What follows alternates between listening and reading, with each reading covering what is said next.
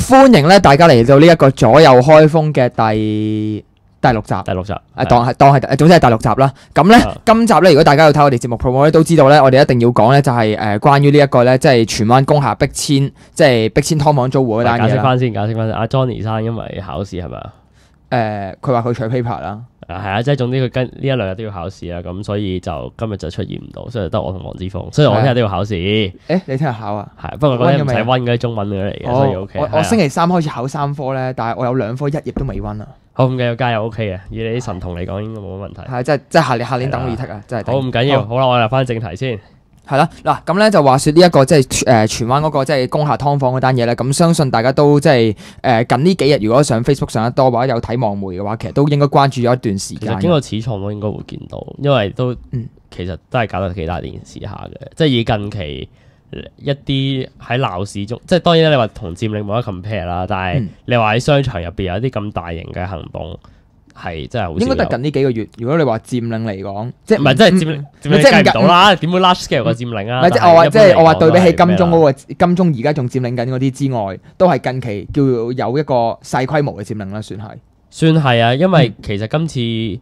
真係逼到好多人無家可歸，以至係。甚至有其他好多，即使唔係被逼遷嘅居民都好，其實都會企出嚟去幫手，因為的而且確呢件事，即係咁嘅逼遷劏房嘅例子，實影響咗太多人，而且大家人都會驚，因為好多人住劏房，依家真係。係啊，同埋因為咧，其實成單嘢我諗個事發經過咧，就係當然如果你話來龍去脈，我哋一陣可以講啦。咁但係我自己嘅記憶咧，就係大約喺1-2年前嘅時候，新聞報過就係話政府覺得咧，如果工廈咧佢本身咧係唔係用嚟做一個即係居住嘅用途嘅，咁所以工廈裏邊嘅劏房一定係要全面取締㗎啦。即係其實當然咧，所有劏房咧十居其九咧都係唔合乎咩消防條例啊，其實都係要拆咗佢㗎啦。咁但係咧佢就覺得即係工廈個問題更加之大，咁就話即係未來有一連串呢啲即係逐個清拆啊，或者即係個業主要罰款啊等等嘅程序啦。咁但係個爆發點就係去到大約係上個禮拜嘅時候，有一日突然間係有即係嗰啲嘅即係工廈裏面嘅住戶就被警察就即係捉咗出去，就離開咗嗰間房間。其實都幾大件事下，因為今次唔係單嘅普通即係敲門要離開，而係警察上門係攞埋盾牌，係趁好多居民係翻工翻學嘅時間就係入去，然後逐個夾，即係抬佢落樓咁樣係趕佢走。咁所以喺呢件事上面，警方用嘅嗰個武力其實的而且確係比以往一啲咁嘅 case 係大嘅。即係當然啦，以前都出現過一啲係例如話一啲逼遷嘅問題啊，可能唔係屋宇署收啊，或者唔係屋宇署拆，可能係田生啊嗰啲收樓。咁當然啦，佢哋唔會用到警方啦，但係佢用黑社會啦。唔係咁當然啦，但係嗰個即係嗰個規模或者嗰個警方或者用到即係用到公家嘅資源去用嘅嗰個武力係的而且確大好多。咁，所以我記得咧喺4月29號咧，當官員係即係屋宇署落 order 就揾咗警察過嚟咧，去逼走嗰啲嘅租戶嘅時候咧，我記得第一個嘅焦點咧，大家都會講就係哇嗰班住戶真係好慘啊！即係佢哋嗰啲嘅藥啊，或者啲 BB 奶粉全部都擺晒喺間屋裏邊，佢連翻去攞奶粉或者攞佢自己即係患病嘅時候嘅藥物都唔得，咁之後就引嚟好多嘅批評。當時我記得嗰個社會嘅情況係咁樣，咁之後冇記錯就隔咗冇咯，咁佢哋已經即刻去咗始創中心嗰度，係去屋宇署嘅總部嗰度有一個即係 so call 嘅佔領行動，咁之後就百幾人聲援啦。其實嗰個都係即係其實都一開頭都唔係話佔領嘅，因為嗰陣時係禮拜5嚟噶嘛。咁其實就係係咪禮拜5啊定禮拜4啊？呢一個我睇緊個日曆啊，呢個4月29號去逼遷嘅，咁嗰次星期三啊，係啦，星期三嘅時候啊，好記得係勞動節前一兩日，咁就係趁即係嗰陣時其實只不過係要求屋宇署署長係會面啦，係要求有一個即係其實係透過一個討論或者透過一個安排去有一個好啲嘅 arrangement，就係一嚟就俾佢哋啲居民可以翻上去攞嘢，二嚟就係一個好啲嘅安排。咁奈何就係嗰邊嘅局方一直係唔肯接見啦，甚至之後難得處長上水，都係話唔會話願意面見居民，咁居民先係逼住留喺嗰度一路等處方嘅回應，係啦，先係佔領咗。咁所以咧，點解我哋今朝早如果大家有睇新聞，就會見到就係話喺即係呢一個嚴格嚟講都唔叫佔領屋宇署啦，因為其實佢哋就係佔領屋宇署外邊嗰個即係走廊通道嘅位置。咁最後就都係俾保安啊或者啲執法人員咁就即係搬咗佢哋落去即係始創中心地下嘅位置嗰度，就同佢講你哋真係唔可以再佔落去啦。咁但係如果睇翻成個事發經過咧，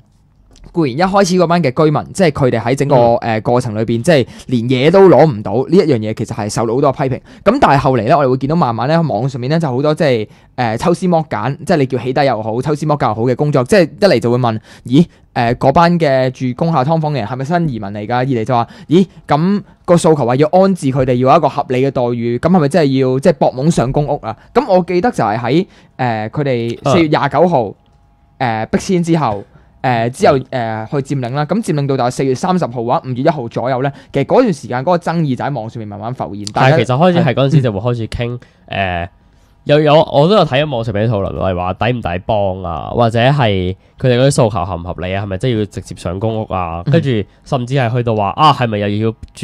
特登去住劏房，然後咁樣博政府清，然後咁樣打尖上公屋？即係我諗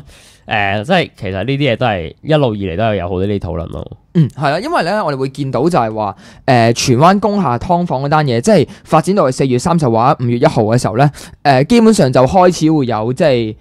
so-called你可以話本土派嘅網民就會話嗰班咧好肯定咧，大部分都係新移民嚟嘅，係唔抵幫嘅。咁然後咧喺同一個時間咁即係某另一邊嘅網台或者另一邊嘅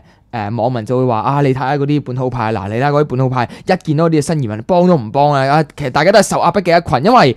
我諗有一個講法唔能夠否認，就係話其實今次件事件點樣做係一個開始。個開始點解話佢係一個開始嘅原因係因為政府其實都會知道就係話。即係 so-called 違規嘅工廈咧，就唔係淨係得一棟噶嘛？你估淨係得荃灣嗰一棟咩？咁所以就係話，基本上喺未來一年，如果都繼續係有呢啲即係逼遷啊、清拆嘅行動咧，咁其實大家都會見到就係話一定會有更多呢啲衝突發生。咁但係我諗翻其中一個爭議點，我逐個講啦。第一個問題就係話，去到件事嘅4月30號或者5月1號，好多人就會話啦，喂咁其實要逼遷前嘅3個月。都已經通知晒佢哋㗎咯喎，即係因為政府嘅講法就係話，嗱，其實咧，我哋喺每次咧係要去即係清拆或者係要去清除呢一啲嘅即係去清拆或者逼遷呢一啲嘅居民嘅時候咧，我哋都係會早3個月，即係例如而家如果係嘅，今日4月5月嘅時候咧，咁其實咧喺今年年頭1月嘅時候咧，我已經係有通知，咁我按足呢一個即係所謂嘅程序跟規矩做嘢嘅喎，咁我早3個月通知你，你呢3個月都唔揾屋就係你嘅問題啦，即係嗰時網上面就大概就有個咁樣嘅講法啦。其實即係我諗其實如果要講翻成件事，我諗真係要由翻一個大啲嘅 timeline 開始講，因為其實。即係啱啱阿之鋒都講到就係話，其實嗰個成個 timeline 係好長，即係呢啲咁嘅所謂逼遷也好，呢啲咁嘅清拆也好，其實政府一路以嚟，你話通知也好，其實中間係發生咗太多事，例如話喺早期嘅時候，其實一路以嚟政府嘅有關人員已經係貼晒告示係。話俾嗰度嘅居民聽，呢度會拆，呢度係違規，咁會清㗎啦，遲早，咁叫大家快啲揾。咁但係跟住落嚟嗰件事就係、原來好快唔夠一日就已經俾啲業主搣晒係嗰啲通知。咁其實原來係有部分居民係唔知道成件事嘅，有啲係咁然後跟住去到後尾介入，咁其實我揾嘅時候揾唔到啊，或者其實一啲狀況嘅時候，其實居民一路以嚟原來已經係。安排即係揾緊一啲安置嘅方法，咁所以其實我諗真係要睇清楚成件事係點發生。係啦，因為個問題嘅焦點在於就係話咧，其實件事咧即係同人有個講法就係 based on 即係呢一個3個月清拆問題。即係有一派或者喺網上面有一種聲音就係話，其實如果已經一早講到明就係話政府係。即係需要真係要處理啲違規工廈，因為真係違反咗規矩，而且真係有影響消防條例，甚至其實即係衰啲講句，如果火燭嘅話，咁真係會出事嘅。咁大家就會有講法就其實我哋應該即係對準個矛頭，應該係個業主問題啫，咁唔應該怪政府。咁但係我哋會見到喺整個過程裏邊咧，其實當2015年嘅4月嘅29號有呢一個爭議，其實我哋會見到喺2014年嘅過程裏邊，除咗阿包所講就係話政府去做嘢。去貼咗張通告，然後業主就搣咗佢。然後其實有一件事咧，我哋都唔能夠忽視，就係話其實嗰個嘅業主喺去租出呢一個即係違規劏房或者啲違規嘅單位嘅時候咧，其實好明顯係違法啦。咁但係違法之後咧，經過法庭一啲嘅司法程序咧，最後其實個業主咧係被判有罪嘅。咁但係判完有罪之後咧，個罰款咧就淨係2萬幾蚊啫。咁啊，但係其實個重點即係當然啦，你話個業主個重量，即係嗰個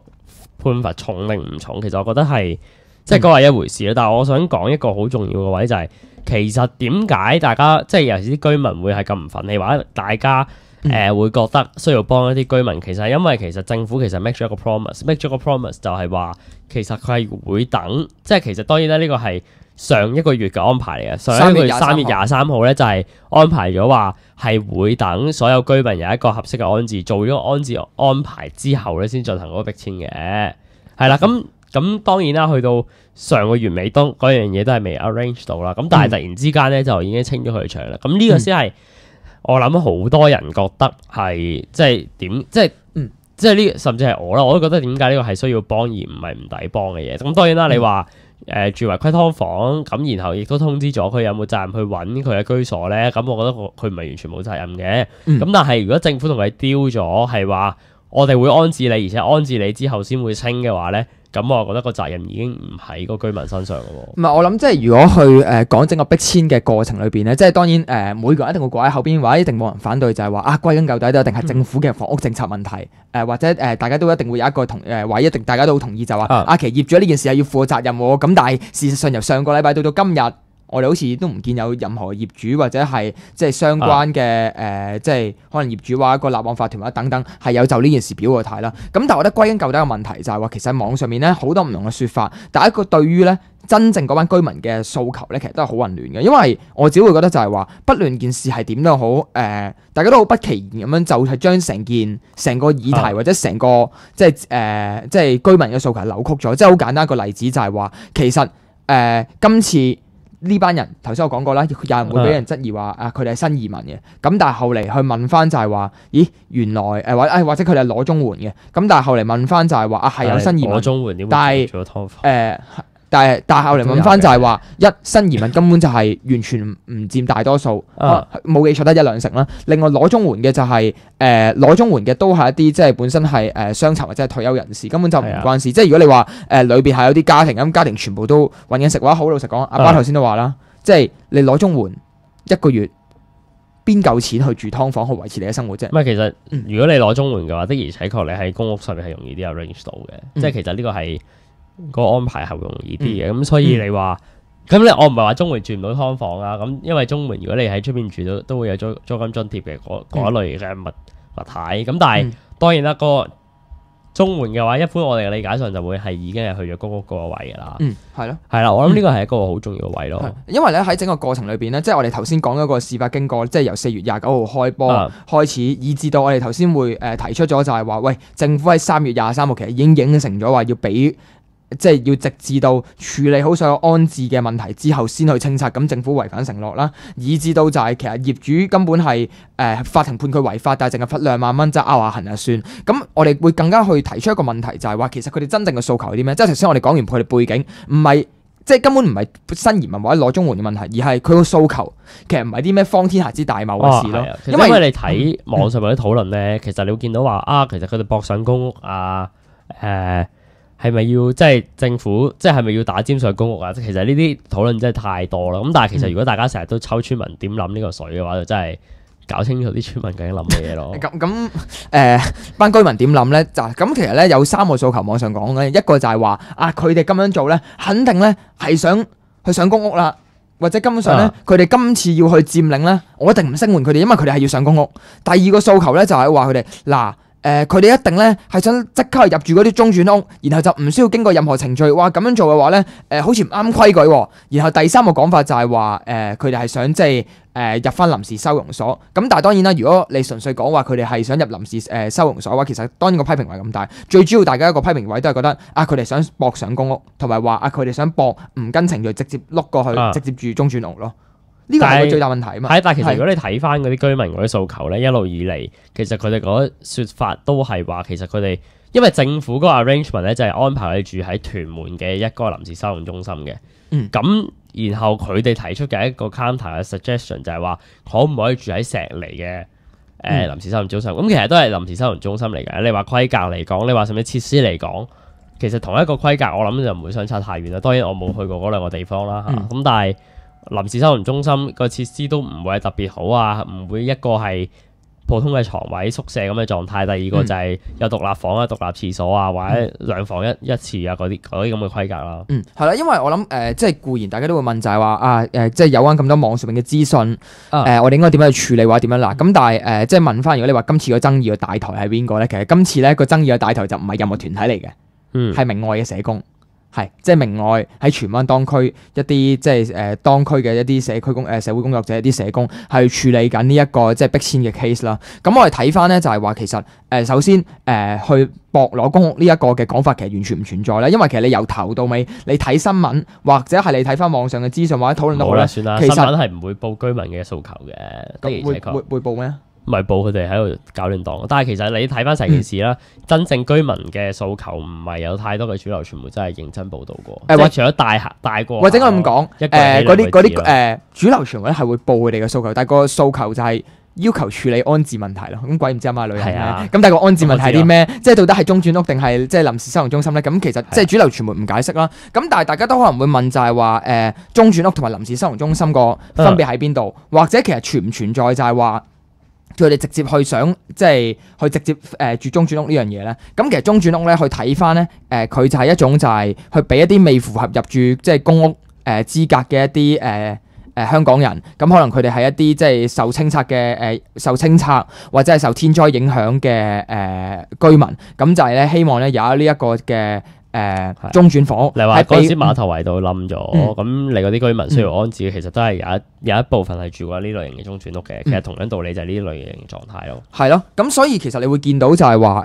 喺我哋會見到嗱。佢哋駁攞公屋呢個訴求咧，其實就即係完全真係唔存在啦。即係如果你話見到網上面有某個居民真係寫一句咁嘅嘢，咁之後另作後話。但係如果冇咁樣嘅冇咁樣嘅講法存在，我唔知點解會有呢個爭議去話我哋駁上公屋，或者呢一個只係純粹我哋對於被逼遷或者疑似有疑似係新移民或者疑似攞緊綜援嘅人，就有一個幻想，覺得佢哋要駁去住公屋。點解會有呢一個嘅前設或者想像咧？其實好咩嘅，因為的而且確我哋討論呢啲所謂安置嘅問題，我哋都會好直接就扣連落去其他啲市區重建嘅清拆問題啊，咁嗰陣時就會好容易賴到落去嗰啲逼遷嘅問題度，我哋就會好容易諗到嗰啲或者討論一般上面討論新移民啊或者嗰啲問題嘅嗰種情緒。咁所以如果以本土派立場嚟講，其實佢哋一路都係話上公屋啊駁公屋呢啲位，其實即係我會覺得有咁嘅討論就並唔出奇嘅。咁但係實際上唔出奇啫。咁但係佢真係冇講過。係就係冇講過咯。其實佢哋嗰個位都係要求話住喺石籬嘅臨時收容中心，其實都係臨時收容中心啫嘛。係啊，咁點解係石籬而唔係屯門啊？有啲人話其實佢哋就係想住好啲咯，覺得屯門嗰個唔得啊，太遠啊，點啊，唔肯接受嗰個安排啊，咁樣。但係個問題在於就係話，即係如果我哋頭先講過三個訴求裏邊，上公屋或者係駁喺被逼遷就直接住中轉屋呢兩個訴求根本係完全唔存在嘅時候，咁佢只不過係想去翻荃灣隔離即係咪葵涌或者葵興嗰邊嘅石籬收容中心，而唔係老遠去到屯門。因為其實呢個好簡單，其實呢個係我覺得係好緊要。我諗甚至我覺得應該講清楚點解佢哋係會咁諗，或者點解佢哋有呢個咁嘅 demand。因為其實我哋好多時候聽到社區重建嘅一啲市建局嘅清拆啊，或者填生收樓啊嗰啲case， 其實我哋都會要求一個安置，就係所謂嘅原區安置啊嘛。即係當然啦，梗係嗌筆錢匹拆㗎啦。咁但係實際上，如果去到居民要求安置嘅話，一定係會講翻原區嘅安置。即係嗰樣嘢唔係因為想住得好啲啊，或者係覺得遠得滯嘅問題，因為你考慮翻，其實住喺荃灣劏房，其實佢哋嗰個生活狀態已經係問問水㗎啦，已經唔係有錢㗎啦。佢哋 most obviously 翻學嘅喺荃灣翻學，翻工嘅喺荃灣翻工，就算唔喺荃灣嘅都係附近嘅地區，交通費唔貴，甚至係唔需要搭到好貴地鐵啊，甚至可能係行半粒鐘就翻工放工嘅嗰啲狀態。其實你住得喺劏房，即係我哋必須要意覺到一樣嘢，就係話其實佢哋嘅成個生活圈子，佢哋成個嘅經濟都係建基於佢周圍嘅社區。佢好可能即係有啲人話覺得你俾人逼遷你就唔好 care 咁多嗰啲你同街坊啊鄰里嘅關係啊嗰啲嘢啊。咁但係實際上對於佢哋嚟講呢啲嘢關係分分鐘係更加重要，因為如果佢哋冇呢啲咁嘅鄰里之間嘅互助，其實佢 most likely 已經係捱唔住。如果佢唔係隔離屋會幫手睇住個細路，佢都根本翻唔到咁耐工去交租。即係所以其實有呢啲咁嘅狀態，所以其實原區安置係一個好卑微嘅訴求。好卑微嘅訴求就係話，喂，你安置我，咁但係問題，喂，我要喺度翻工，我已經冇 extra 錢去搭車搭乘，你唔係而家要我去申請一個交通津貼啊？我申請個交通津貼，一嚟唔知申唔申請到，二嚟嘅話就搞成年幾兩年，咁我呢年幾，咁我點樣食飯咧？因為其實好老實講，如果佢住喺一個中轉屋，或唔係即係如果佢住喺臨時生活中心，可能都係住3個月之後，就睇下有冇機會上到公屋，即係根據個程序去排隊啦。其實都係排隊啫嘛。先嘅。係啦，咁但係如果唔係咁之後就排隊去中轉屋啦。咁即係意味住其實佢喺嗰個地方都係 stay 3個月。咁你申請得交通津貼可能已經搬咗。同埋即係如果大家覺得話講鄰里關係呢啲太抽象啦，咁但係其實即係除咗阿爸頭先講過就係話好多時候，當在職嘅婦女，佢哋都係要出去勞動去工作嘅時候，其實個細路仔真係揾翻隔離鄰居睇之外，有一個好實際嘅問題就係，咁佢收入有幾多啫？咁如果佢係喺園區工作，即係佢喺石籬工作嘅，然後你而家同佢講話你而家要住喺屯門啦，屯門去每日搭10零蚊車啦，咁係啊，屯門去荃灣，你話時間上時間計唔到啦，係嘛？時間其實好快嘅啫，而家有西鐵嗰啲。係啦，咁但係個問題就係話，你來回加埋都30幾40蚊啦，30蚊40蚊夠咩啊？食個飯噶咯已經可以。咁如果你30蚊40蚊小數怕長計，咁你一個月用幾多錢，或者個開支係幾多咧？即係如果大家會覺得就係話，每次一講到呢啲居屋清拆問題，我一定係要即係所謂我哋好即係大愛包容，然後處理晒所有問題，然後就喺度串即係 so call 嘅左翼或者去串即係呢一啲嘅即係團體。咁但係一嚟就今次個大台根本就唔係即係所謂土盟又好，或者係任何你話所謂左翼嘅團體又好。呢個唔係大唔大台嘅問題，呢個係嗰個居民嘅訴求。唔係因為好多人個講法就係覺得希望喺每一次呢啲嘅即係爭議嗰度就去批評翻對面嗰個嘅政治團體嘛，即係例如係咁當然有啲人係一定會有咁樣嘅 hidden agenda 啦。咁但係個現實就係今次人哋明愛社區公審搞啫，你想點啫？咁所以我有一樣嘢幾唔明就係話點解個爭議可能由即係上個禮拜去到而家，大家都唔係好釐清到嘅事實，或者個資訊係咁混亂。即係當然我哋可以一句大過係話政府房屋政策有問題，或者傳媒係偏頗，然後就 end 咗成件事。但係個問題就係話喺我哋批評之前，點解我哋連佢嘅訴求係上公屋定係唔上公屋分唔清楚？咁當然如果你聽完而家嘅節目，或者睇完人哋嘅新聞稿，或者聽完啲居民解釋，你都係覺得佢哋心裏邊一定係想住公屋㗎啦。咁你贏咯，唔係咁可以點啫？唔係你話即如果你要屈佢哋係冇嘢。我想講一樣嘢嘅，你話如果站咗啲居民立場嚟講，佢話佢哋想唔想住公屋？我諗都冇邊個唔係想住公屋㗎啦。即係當然啦，你話你經濟收入係可以的話，咁你梗係 prefer 一個好啲嘅居所啦。因為公屋嗰樣嘢的確唔係一個好啊，即係其實實際當然佢已經係好符合我哋 living standard 啦，但係其實嗰樣嘢並唔係一個好，即係其實你會係想 improve 噶嘛？呢個亦都係一個置業階梯嘅問題啦。咁你話講房屋政策可以講好耐啊，即係我覺得，即係例如話點樣停幾個居屋，然後啲人塞晒公屋，然後一路排期都排唔到，即係會有呢啲問題。但係我諗嘅重點就係，其實好多人都會有一個諗法，就係點解一定要係政府安置？即係我諗呢個先係更加 crucial 嘅問題，因為我哋見到就算啲人拗係住臨時收容中心好啊，定係住中轉都好，住公屋都好，其實個問題就係話點解去到最尾都係要政府安置啫嘛？點解咁講？因為其實如果大家個諗法係，即係其實大家好可能係大家都係好可憐啲居民，無端白事有一日翻下工，然後跟住